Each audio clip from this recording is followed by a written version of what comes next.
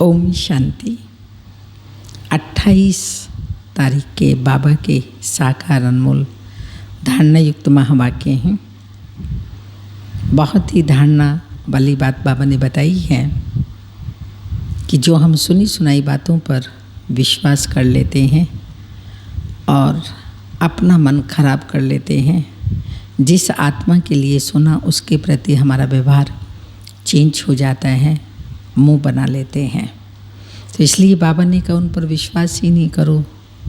पहली बात तो सुनो ही नहीं, ना सुनेंगे ना विश्वास करेंगे, ना माइंड अपसेट होगा। तो सुनते ही हैं बाबा के मधुर महावाक्य।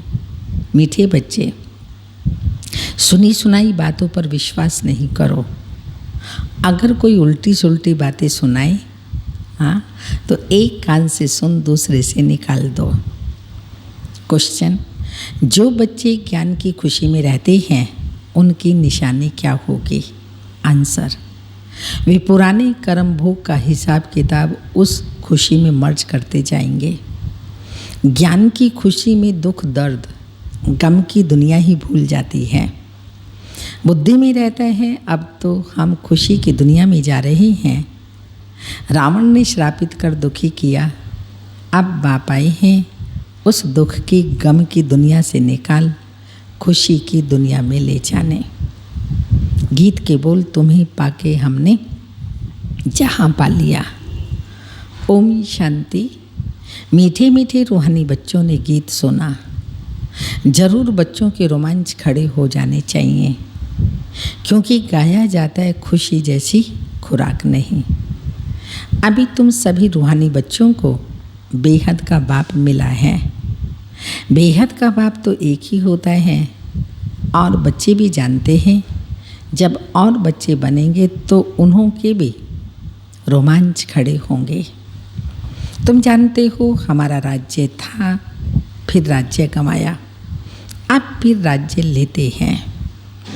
भारतवासियों के लिए यह खुशखबरी है ना, परंतु जबकि अच्छी रीति सुने और समझे, बरोबर यह खुशी की बात है ना। कल्प कल्प बाप आते हैं, बाप का जन्म भी गाया जाता है। त्योहार भी जो हैं सब इस समय के ही हैं। तो बाप ने आकर तुमको सहज रास्ता बताया है। मनुष्यों को तो अनेक प्रकार के गम हैं, सारी दुनिया दुखों की गमों की है, चिंताओं की है, ढेर सारे गम हैं। यहाँ इस ज्ञान की खुशी में वह गम दुख आदि सब मर्ज हो जाते हैं। जैसे कोई बीमार ठीक होने पर आता है तो सबको खुशी होती है। बीमारी आदि दुख की बातें जैसे भूल जाती हैं। पियर घर ससुर घर मित्र संबंधी आदि सब खुशी में आ जाते हैं। तो तुम बच्चे जानते हो हम सब विश्व के मालिक थे, फिर रावण ने श्राप दिया, तो यह है गम की दुनिया। फिर कल होगी खुशी की दुनिया। खुशी की दुनिया याद रहने से गम दुख आदि सब भूल जाने चाहिए। यह है तमो प्रधान दुनिया, भिन्न भिन्न प्रकार का कर्म भोग है। अबलाओं पर भी कितने अत्याचार होते हैं, तो बाप धीरज देते हैं। बाकी थोड़े रोज हैं, कल पे पहले भी हुआ था। कर्म भोग का हिसाब किताब चुकता होना है। खुशी में यह सब मर्ज करते जाओ, बस बाप और वर्षे को याद करते रहो। उल्टा सुल्टा कोई भी काम मत करो, ना बातें उल्टी सुल्टी सुनो और ना कोई उल्टा सुल्टा काम करो, नहीं तो और ही दंड पड़ जाता है, पद भी भ्रष्ट हो जाता है। बच्चों का काम है, हमारा काम कौन सा है? बच्चों का काम है बाप को याद करना। बाप कहती हैं मुझे याद करो तो तुम्हारे विकर्म विनाश हो जाएंगे, हिसाब किताब चुकता हो जाएगा। बाकी थोड़ा समय है, हिसाब किताब चुकता करते जाओ, क्योंकि तुम हो अंधों की लाठी उनको भी बचाना है। स्वयं का हिसाब किताब चुकतू होगा तो औरों को भी हम मुक्ति, जीवन मुक्ति का रास्ता बताएंगे। तुम भी याद करो, दूसरों को रास्ता बताओ।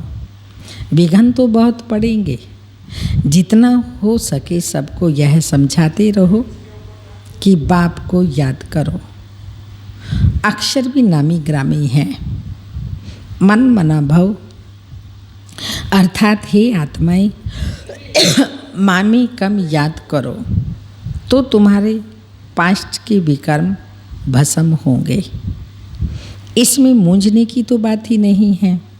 सिर्फ बाप को याद करो तो तमो प्रधान से सतो प्रधान बन जाएंगे। तुम जानते हो हमने 84 का चक्र लगाया।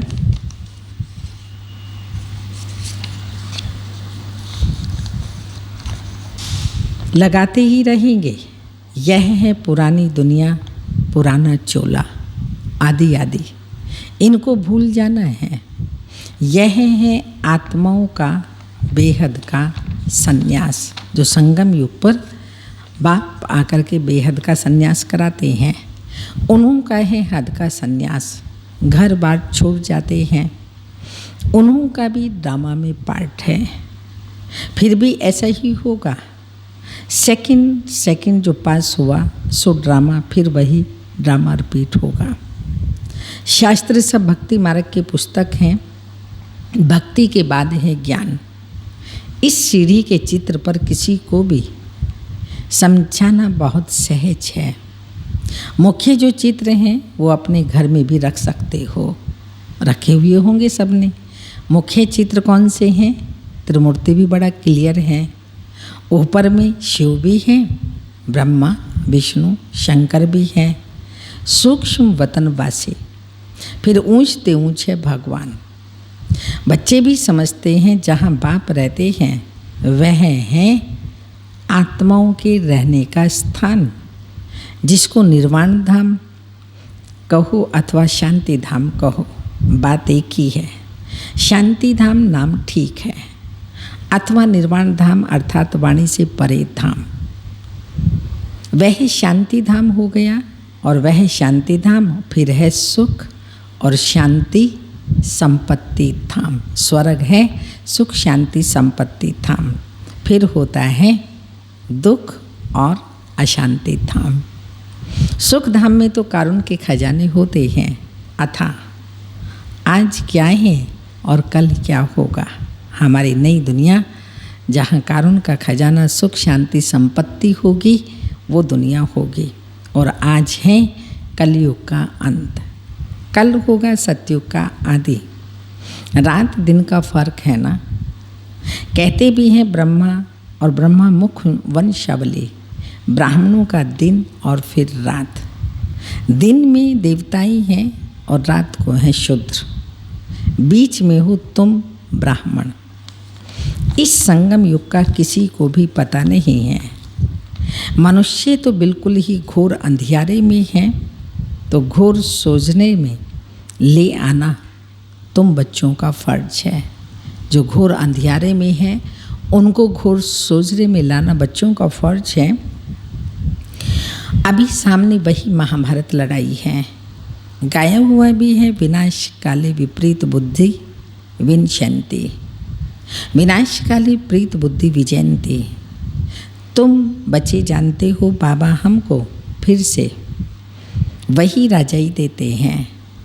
वह हमारी राजाई कोई छीन ना सके। रावण की प्रवेशता तो होगी द्वापर से।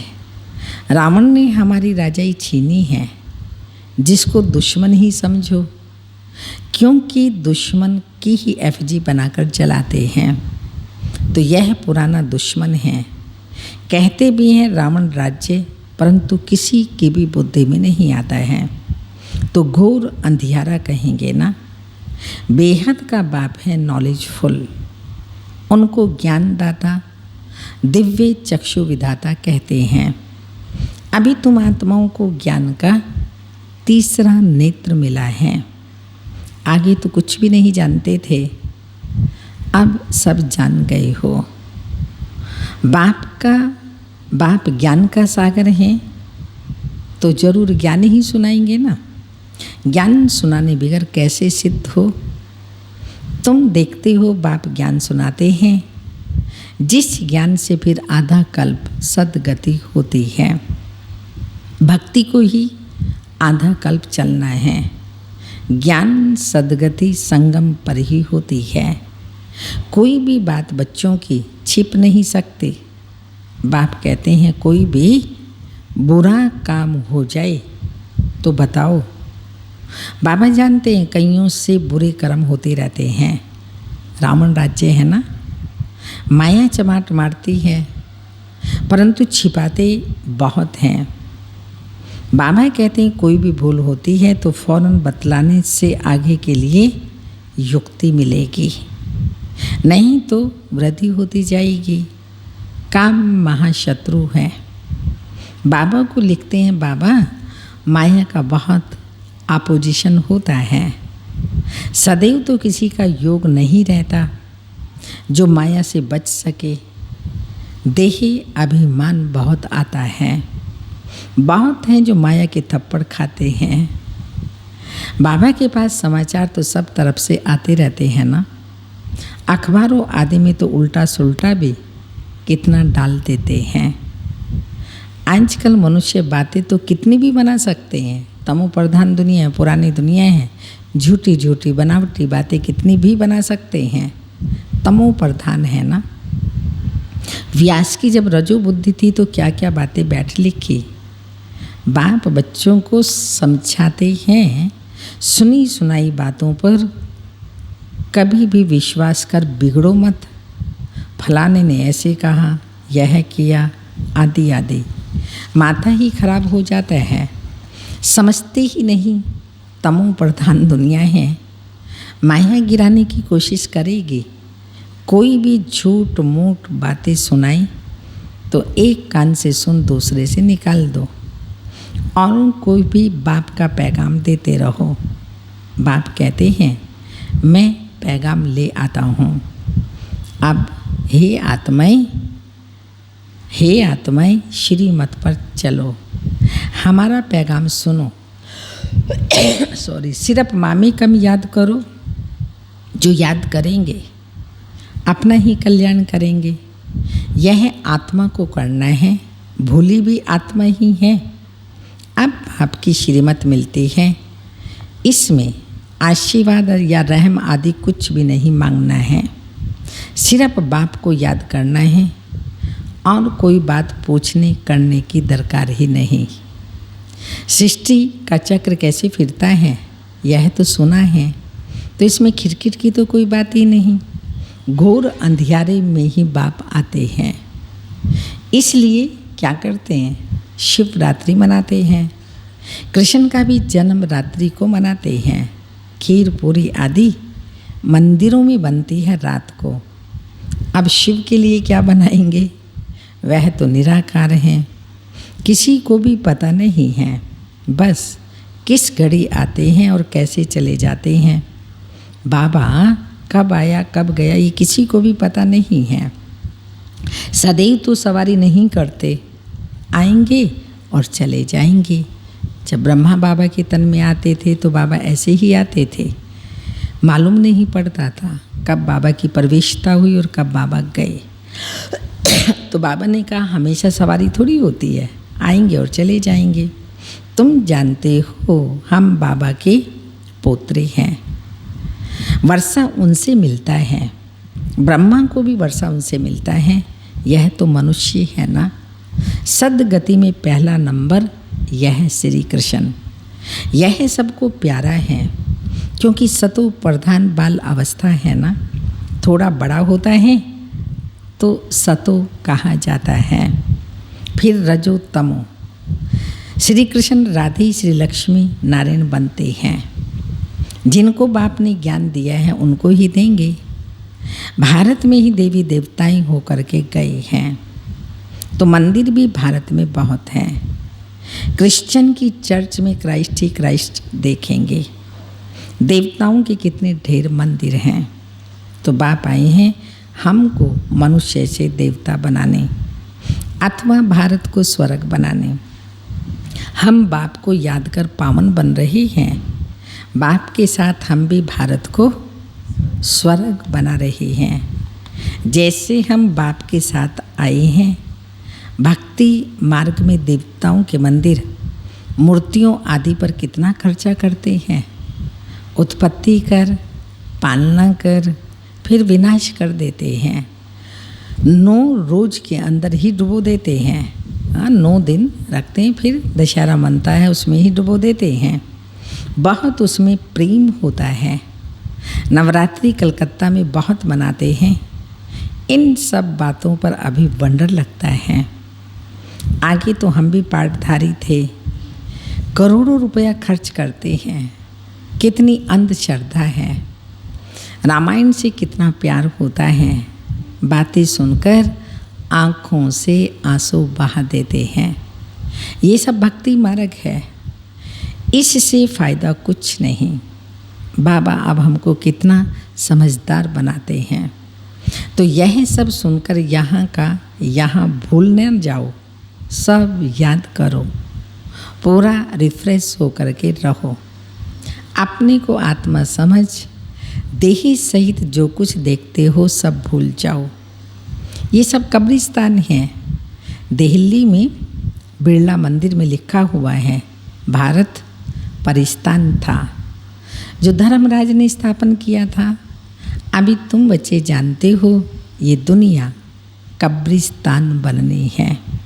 तो बाप कहते हैं सब काम चिता पर बैठ एकदम जल मरे हैं। क्रोध चिता नहीं कही जाती, काम चिता कहा जाता है। उसमें भी हल्का नशा, सेमी नशा भी होता है। तो बच्चों को ही बैठकर बाप समझाते हैं। घर में अगर कोई कपूत बच्चा होगा तो कहेंगे ना, ये क्या बाप की आबरू गंवाते हैं, बाप की इज्जत जाती है ना। बेहद का बाप भी कहते हैं तुम काला मुँह करते हो तो ब्राह्मण कुल भूषण जो देवी देवता बनते हो उनका नाम बदनाम करते हो।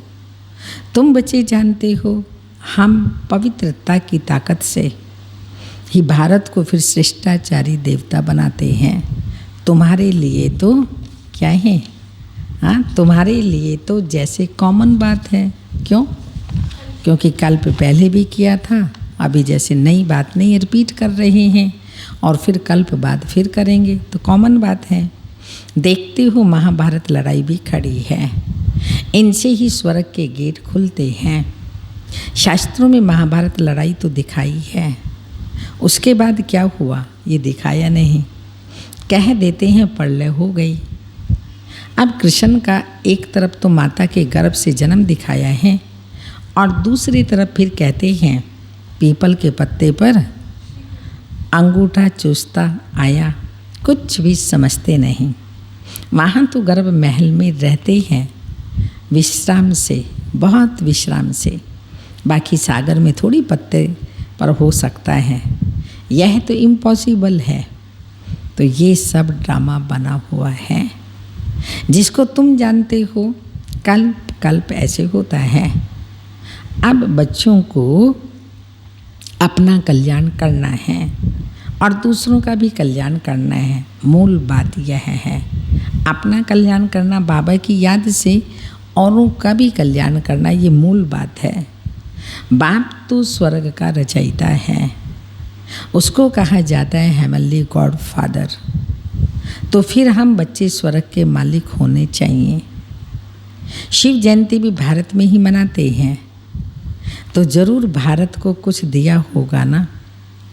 अभी तुमको स्वर्ग की बादशाही दे रहे हैं ना।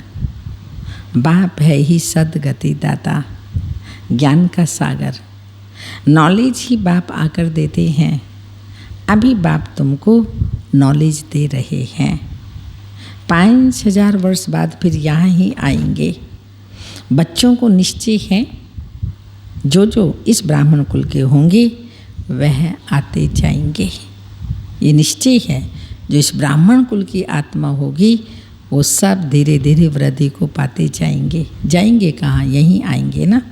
अच्छा, मीठे मीठे सिक्के लदे बच्चों प्रति माता पिता बाप दादा का याद प्यार। Good morning, diamond morning. रूहानी बाप की रूहानी बच्चों को नमस्ते। हम रूहानी बच्चों की रूहानी माता पिता बाप दादा को याद प्यार। Good morning, diamond morning. ओम नमस्ते। आज की धारणा है श्रीमत पर अपना और दूसरों का कल्याण करना है।